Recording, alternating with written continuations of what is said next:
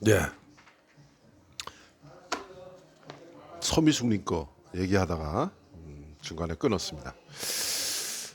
저기 이 글 쓰신 분 그리고 저기 우리 수강생 모두 다 이 서미숙님 거는 좀 자세히 좀 읽어보도록 하세요.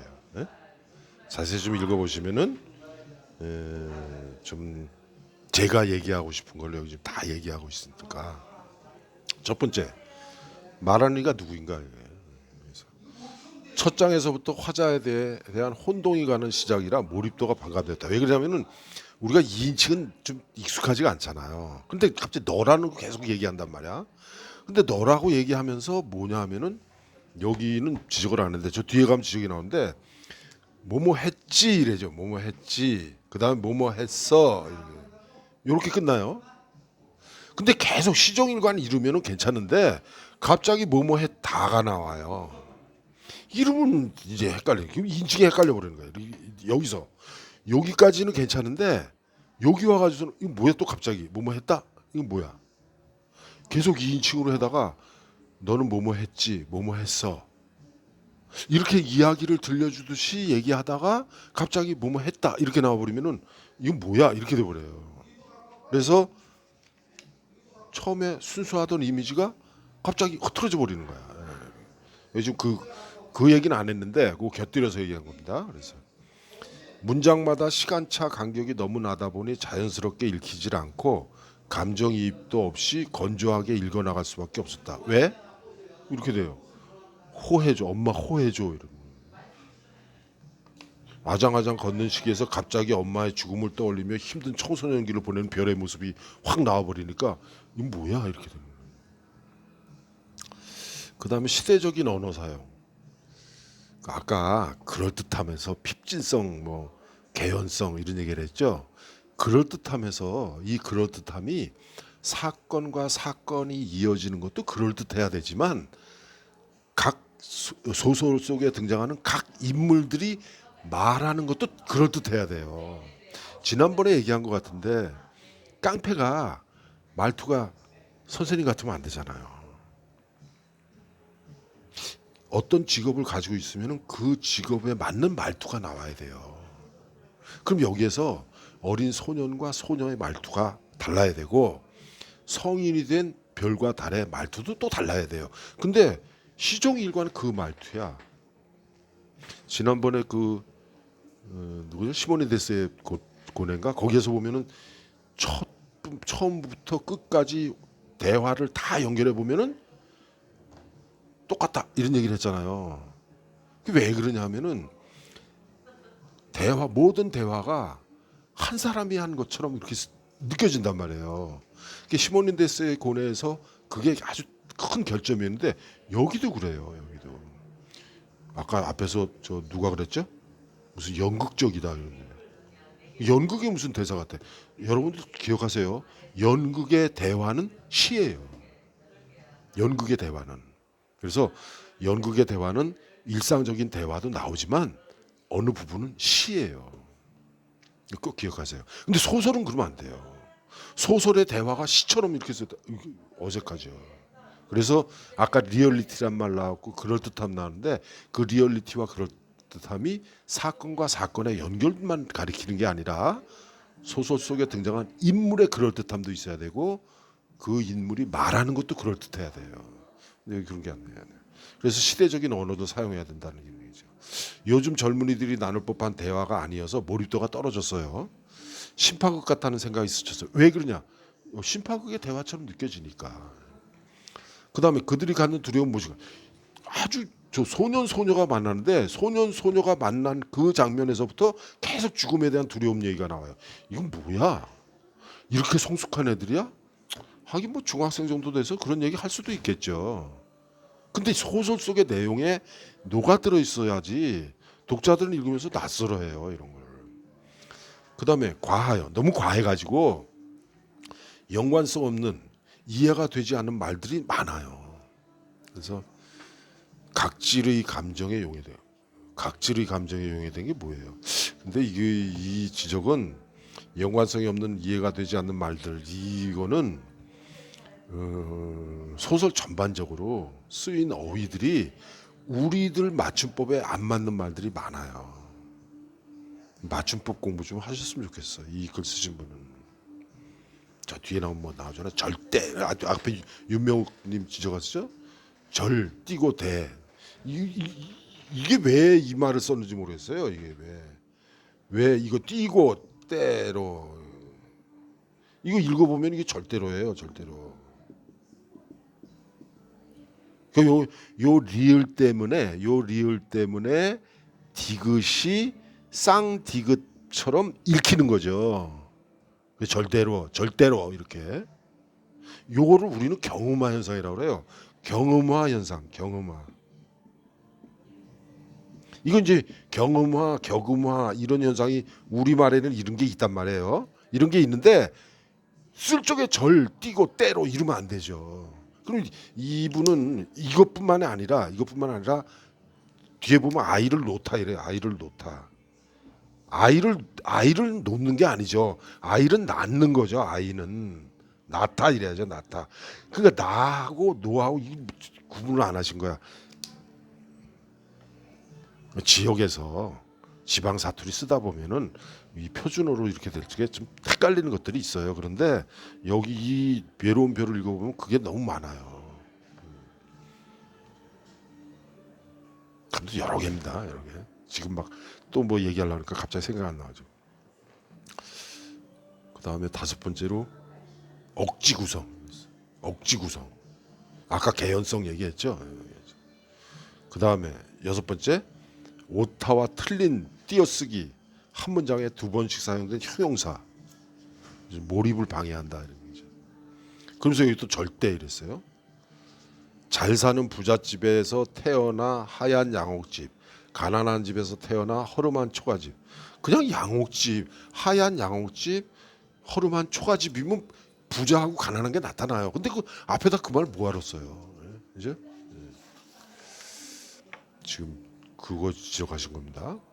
그 다음에 여기 좀 저 다시 얘기하는데 이 글 쓰신 분, 외로운 별 쓰신 분, 그리고 다른 수강생들도 마찬가지고 이거 반드시 읽어보세요. 이거 다른 수강생들 건 안 읽어봐도 서미숙님이 쓴 감상문은 반드시 읽어보도록 하세요. 뒤에 단어 다 몇 쪽에 몇 쪽에 다 정확하게 지적해냈어요. 그걸 다 얘기할 수는 없고. 그리고 이제 마지막으로 외로운 별이란 제목은 적절한가? 태어난 순간부터 엄마가 없고 집이 가난하며 사랑하는 사람과 이어질 수 없어서 외로운 별이기엔 너무나 통상적인 제목이다. 그렇죠. 엄마의 부재로 인해 별이 갖게 되는 슬픔과 고독이 공감이 가질 않는다. 또한 달에 대한 마음과 죽은 엄마에 대한 마음이 각종 형용사의 반복으로 그냥 버무려져 있다. 뭔가 모를 상태로 마감되었다. 그럼 결국 뭐냐 하면은 그 시를 쓸 적에 그런 얘기를 제가 많이 하는데 시창작에서 우리 시를 쓰잖아요. 그럼 저 습작기에 있는 시창작 습작기에 있는 사람들이 쓴 시들을 놓고 제가 그래요. 이 시에서 형용사를 다 빼라. 그럼 뭐 예를 들어서 뭐 아프다, 어떤 쓸쓸하다. 그럼 아프다, 쓸쓸하다를 서술자가 얘기하지 말고 독자들이 읽고 아프고 쓸쓸하게 느껴야 돼요. 그래서 소설 속에서 형용사는 어떤 사건보다도 사물을 묘사할 때는 형용사가 유효적절하지만 사건 전체에 대한 얘기를 할 적에는 형용사가 별로 필요하지가 않아요. 그럼 여기 지금 저 서미숙님이 지적 정확하게 했어요. 뭐라고 돼 있어요? 달에 대한 마음과 죽은 엄마에 대한 마음이 각종 형용사의 반복으로 버무려져서 뭐가 뭔지 모르는 상태로 마감되었다. 이렇게 되어버린 거예요. 그 다음에 또 지적 아까 지적했던 겁니다. 개연성 있는 사건들이 좀 더 필요하다고 본다. 그 다음에 여기 서미숙님이 참 좋은 얘기를 했어요. 여기 뭐라고 돼 있냐? 과제를 통해 기본적인 글쓰기 공부와 퇴고의 과정이 얼마나 중요한지를 깨달았다 이런 얘기예요. 이게 저 외로운 별을 쓰신 분은 풍부한 감성을 지니신 분 같이 느껴졌어요. 그래서 과도하게 꾸며진 문장들이 많아 글의 집중력을 흐트리니까 담백한 문장을 쓰실 수 있도록 많은 퇴고의 시간을 가지셨으면 좋겠다. 지금 저 서미숙님이 이렇게 지적을 하면서 맞춤법 틀렸어요. 가지셨으면 좋겠다 그랬는데 가지셨으면 좋겠다 이렇게 됩니다. 이거 제가 웃자고 하는 얘기입니다. 예. 가지셨으면 좋겠다 이렇게 했어요. 셨으면 이거 우리 어법에 맞게 하면은 가지셨으면 이렇게 됩니다. 물론 이 가지셨으면 이거의 기본형은 같다예요. 같다. 가에다가 지읒 받침 같다예요. 같다. 여기 이제 뭐가 붙어가지고 이제 어민 변화를 하잖아요. 예, 근데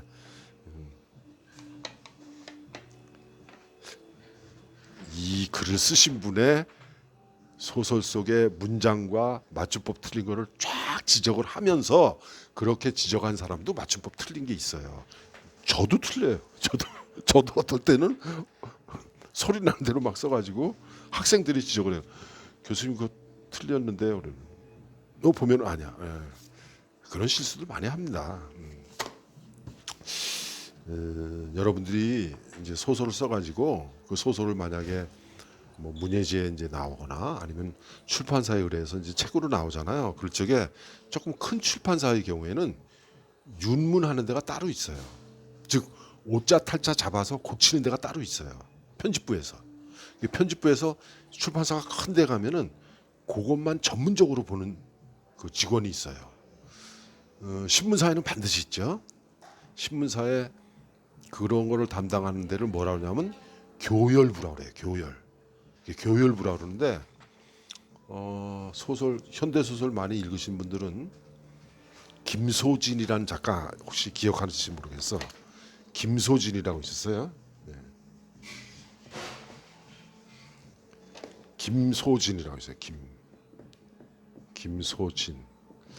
좀 젊은 나이에 죽었어요. 아깝죠. 이 김소진이라는 작가가 한겨레 신문사의 교열부 기자였어요. 그래가지고 출근해서 하는 일이 기사 초고 있죠. 기사 이제 기자가 쓴 기사가 넘어오면은 그 기사 교열하는 거야. 맞춤법으로 틀린 거 없는가, 문장의 어법은 맞는가, 이게 사실을 전달하는 거잖아요. 사실을 전달하는 거니까 이게 전달을 제대로 할 수 있는가 이런 거 따져가지고 문장 하나하나 따지고 틀린 어휘 고치고 이런 거 했어요. 그러니까 이 김소진이라는 작가는 옆에 한글 대사전을 끼고 살았어요. 그렇게 사전하고 친하다 보니까 이 김소진이라는 작가가 사전 속에 있는 우리말을 관심을 갖고 보게 됐어요. 그래가지고 소설을 쓰니까 소설 그 사전 속에 이렇게 숨어 있는 우리말, 그 우리말만 다 빼냈어요. 그래서 그걸 공부를 한 거야. 외우다시피 했어요. 그래가지고 자기 자신이 소설에다가 그거를 적용을 했어요. 그러니까 독자들이 소설을 읽으면서 이런 말도 있네, 이런 말도 있네 이렇게 되죠. 그래서 김소진의 그 중기 소설들을 보면은 한글 국어 사전 없으면 의미를 파악을 못해요. 그 정도로 우리말을 갈고 닦는데 애를 썼어요. 초기에 나온 소설 개흘레꾼이라고 있어요. 좀 말하기가 좀 뭐한데 개흘레꾼. 예? 그거는 자기 자신 얘기예요. 자기 아버지 얘기거든. 그런데 개흘레꾼에 나오는 여러 어휘들은 김소진이라는 작가가 어린 시절에 그 삼양동 그 달동네 거기에 살면서 아버지가 직접 그런 일을 하면서 느꼈던 것이 그대로 담겨 있다 보니까 그 어휘들이 살아 있어요. 그리고 그 상황에 맞는 어휘들을 거기다 집어넣어 가지고 어휘들이 살아 있어요. 그렇게 쓴 어휘들은 그 단어의 의미를 잘 몰라도 읽으면 이해가 돼요. 왜? 그 어휘들이 김소진이 사전에서 캐낸 어휘라고 하더라도 그 소설적인 상황에 딱딱 맞는 어휘들이니까. 그 방언, 사투리 아주 기가 막히게 나오는 소설, 여러분들 기억나는 거 뭐 있어요? 태백산맥 읽어보세요. 호남 방언 기가 막히게 나옵니다. 경상도 방언 나오는 거는 여러분들 별로 기억이 안 날 거예요. 저기 저 이문열이 쓴 구로아리랑이라는 소설 읽어보세요. 그 단편인데 처음부터 끝까지 어쩌면 그렇게 경상도, 특히 경상북도, 영양, 안동 이쪽에 그 방언이 그렇게 잘 나오는지 녹아 있어요. 그런데 안동 방언을 몰라도, 호남 방언을 몰라도 우리는 이문열의 소설 읽거나 조정래의 소설 읽으면서 빠져들어가요. 왜 그럴까? 아까 얘기했죠. 그럴듯함이 있기 때문에 그래요. 그럴듯함. 그 인물이 쓰는 어휘에 딱딱 맞아요. 소설에 보면은 태백산맥 읽으면은 강진이죠. 전라도 강진. 그쪽에 그 쓴 아주 고유한 어휘들이 기가 막히게 쓰여요. 염상섭 소설 읽어보면요, 잘 모르는 어휘들이 있어요. 그 어휘들이 어디 어휘냐? 서울 말이에요. 그거를 경아리라고 그래요. 경아리. 이 서울 경자, 이렇게 서울 경자 써서 서울의 사투리예요. 서울 사투리. 그런데 염상섭 소설을 읽으면서 우리는 어색해하지 않아요. 이 서울 말을 또 잘 쓴 사람이 박태훈이라는 소설가가 있어요. 천변풍경이라는 소설 있죠. 읽어보세요. 서울 사투리가 그렇게 멋지게 쓰였어요. 우리는 읽으면서 그게 서울 사투리인 줄 모르고 넘어가요. 전에 그런 저 드라마 있었죠. 그 최수정이가 나온 걸로 아는데, 그 저기 뭐 설렁탕 집인가 뭐 이거 하면서 거기 주연이라는 배우가 또 거기에 나오는데, 그 주연이가 하는 말투 중에 이런 게 있어요. 지가요. 그랬걸랑요. 여기서 말하는 지가요. 그랬걸랑요. 서울 사투리예요. 우리말로 하면, 표준으로 하면 제가요. 그랬습니다. 이렇게 된 거죠. 그랬어요. 이렇게 되는. 근데 지가요. 그랬걸랑요. 먹었걸랑요. 갔걸랑요. 이렇게 계속 그 말투를 써요. 이 서울 사투리예요. 그런데 그게 주연이라고 하는 그 인물하고, 그 인물이 극 중에서 이름이 뭔지 모르겠는데 그 주연이라는 배우가 맡았던 그 극중 인물하고 이 서울 말투하고 딱 맞아 떨어지는 거예요. 그러니까 그 주연이라는 배우가 맡았던 그 인물이 시청자들한테 딱 각인이 되는 거죠. 그런 거예요. 소설에서도 마찬가지입니다. 괜히 좀 김소진 얘기하다. 근데 이 아깝게 젊은 나이에 죽었어요. 부인도 소설가입니다. 저한테 고등학교 5년인가 6년 후배예요. 그좀 더 되나? 고등학교 후배인데 참 아까운 재능이 있는 사람 친구였는데 이른 나이에, 젊은 나이에 죽었어요. 혹시 관심 있는 사람 찾아보세요. 김소진의 개흘레꾼. 좀 여기다 쓰기가 좀 뭐합니다. 개흘레꾼. 그다음 이령님. 이령님은 첫사랑이 비극으로 끝난다고 그러면서 달이 계단에서 굴렀는데 식물인간이 되었다는 부분은 납득이 되지 않는다. 물론 계단에서 굴렀는데 어떻게 저 식물인간이 되냐, 뭐 그렇게 생각할 수 있겠죠. 그런데 접시물에 익사한다고 그런 경우도 있어요. 그렇다면은 계단에서 굴렀는데 식물인간이 될 수밖에 없었던 상황이 나와야 돼요. 그죠? 네. 물론 계단에서 굴렀는데 식물인간 될 수도 있어요. 그런데 대부분의 독자들은 우리 계단에서 굴렀는데 무슨 식물인간이냐, 어디 가면 부러졌다거나 그러면 모르는지만, 저는 계단에서 굴렀는데 식물인간이 됐다는 거 전혀 어색하지가 않았어요. 왜 그런 줄 아세요? 저는 계단에서 굴러서 응급실에 실려간 적이 있거든요. 그래가지고 하루 지나서 깨어났어요. 그런 적이 있기 때문에. 근데 일반적인 독자들은 계단에서 굴렀다고 어떻게 식물인간이 되냐? 그러면 소설가는 어떻게 해야 돼요? 계단에서 굴렀는데 식물인간이 될 수밖에 없었던 상황이 나와야 돼요. 그 다음에 여기 지금 저기 뭐야, 이령님도 아주 자세하게, 이령님 거는 좀 자세히 좀 보세요. 여기 뭐 오타, 그다음에 지칭하고 문장부호. 이 문장부호 지금 가운데 점 이렇게 찍는 거 있죠? 그거 전부 다 지금 마침표 막 6개 7개 찍어놨어요. 문장부호는 모든 문장부호가 다 의미가 있어야 돼요. 근데 여기에 이 외로운 별에 쓰인 문장부호는 무슨 의미로 이걸 썼는지 모르겠어요. 특히 우리가 흔히 말줄임표라고 그러죠. 말줄임표. 이걸 다른 말로 이제 말줄임표 혹은 말 없음표 이렇게 얘기를 해요. 어떤 걸 써도 뭐 괜찮습니다. 말 없음표. 이거를 저기 이렇게 쓰니까 이게 마침표 6개 찍은 건지 뭐 가운데점 6개 찍은 건지 모르잖아요. 이게 사실은 가운데점이어야 돼요. 어떻게 되냐면은 원고지다 그러면은 이게 원고지다 그러면 원고지, 이게 원고지다 그러면 요게 요렇게 찍어야 돼요. 이렇게 가운데. 그럼 마침표는 뭐예요? 마침표는 이게 원고지다 그러면은 요렇게 찍은 거죠. 이렇게 밑에다가. 요거하고 다른 겁니다. 그래서 원고지 이제 교정보다 보면은 요거 쓸 적에 교정부 쪽에 요거를 뭐로 고치다? 요렇게 고쳐라. 이렇게 고쳐라. 이렇게 원고지 형식으로 표기를 해줘요. 어쨌거나 말줄임표가 많이 쓰였는데 그 말줄임표가 무슨 역할을 하는지 어느 부분은 이해를 하는데 어느 부분은 전혀 이해가 안 돼요. 그리고 느낌표, 별, 달, 느낌표 안 좋습니다. 그다음에 띄어쓰기. 여기 지금 이령님이 띄어쓰기 지적했어요. 간단하게만 얘기할게요.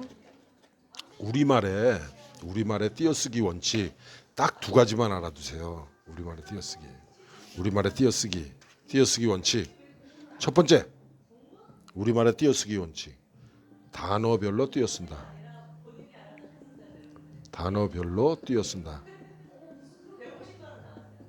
쓴다. 두 번째, 조사는 앞 말에 붙여 쓴다.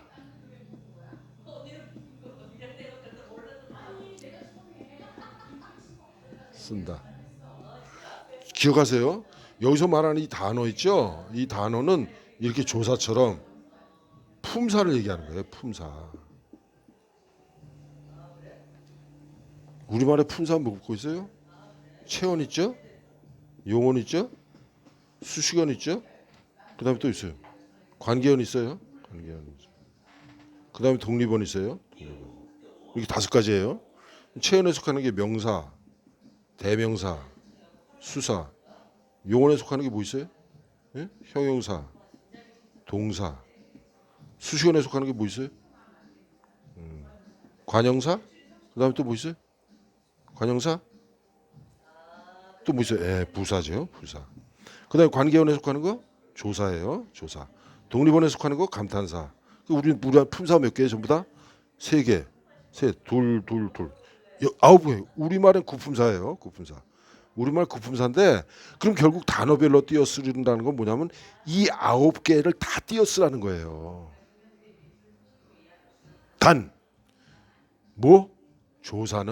조사는 뭐예요?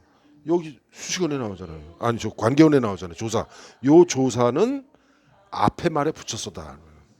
예를 들어서 나는 붙여라 이거예요. 숙희 명사예요. 숙희 가 조사예요. 요거 붙이라는 거예요. 이렇게 붙이라는 거예요. 무슨 말인지 아시겠어요?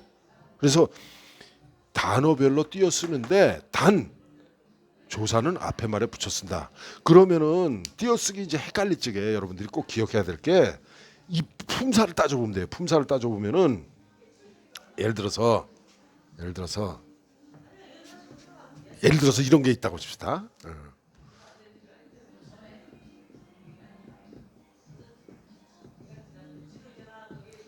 이거 단어를 분석해 보면 어떻게 되냐면요. 먹게 되었다. 하도 먹으라고 강요를 하는 바람에 할 수 없이 먹게 되었다. 이렇게 이런 말이 있다고 칩자고. 왜 이게 갑자기 생각나지? 내가 지금 배가 고픈 모양이에요. 이건 기본형이 뭐냐면 먹다예요. 먹다라는 기본형에 개가 붙은 거예요. 연결어미가 붙은 거예요. 연결어미가 붙고 그 다음에 다시 되다라는 이 어근에 되다라는 접사가 붙은 거예요. 접사가 붙어가지고 돼. 그 다음에 과거 시제 선어말음이죠. 그 다음에 다 서술형 종결음이 이렇게 붙은 거예요. 그러니까 이걸 분석을 해보면은 먹, 개, 돼, 다 이렇게 5개로 분류할 수가 있어요. 이게 다 명칭이 됩니다. 요건 어근, 요건 접사, 그죠? 그다음 요거는 연결어미, 요거는 선어말어미, 요거는 종결어미 이렇게 돼요. 그런데 단어별로 띄어쓰라고 그랬잖아요. 단어 이거 몇 단어예요? 몇 단어? 단어 하나예요. 이거 하나예요. 뭐예요? 동사예요. 동사 하나예요. 그러니까 이건 다 붙였어요. 단 요렇게 접사가 붙었을 적에 개, 지, 고가 중간에 붙으면은 띄어 쓴다 이렇게 돼 있어요. 기억하세요. 먹게 되었다. 이거 품사가 뭐냐? 동사예요. 그러니까 이건 통째로 하나로 붙여도 돼요. 누가 뭐라고 안 그래요. 단 악의 지고가 중간에 붙었기 때문에 띄어 쓰도록 얘기를 하는 거예요. 그럼 이건 띄어 써도 되고 붙여 써도 되는 거예요. 이거 헷갈리지 마세요. 반드시 기억하세요. 어떤 단어가 이해가 안 된다. 이거 어떻게 띄어야지? 품사 따져보세요. 품사가 만약에 하나다. 그럼 그냥 다 붙여 쓰는 거예요. 뒤에 어미가 여러 개가 붙어요. 여기 선어말 어미가. 요건 지금 시제를 나타내는 선어말 어미잖아요. 과거 시제 선어말 어미. 이런 게 몇 개가 붙어요. 존칭을 나타내는 것도 있고 또 그다음에 피동을 나타내는 것도 있을 거고 그런 게 한꺼번에 다 붙을 수 있어요. 어미가 한꺼번에 어떤 때 5개도 붙어요. 다 붙였어요. 왜? 품사는 하나니까. 그래서 띄어쓰기 품사는 품사별로 띄어쓴다. 단어별로 띄어쓴다는 건 품사별로 띄어쓴다는 거예요. 단 조사는 앞말에 붙였쓴다. 끊어야 된대요. 뒤에 조그맣게 다시 하겠습니다.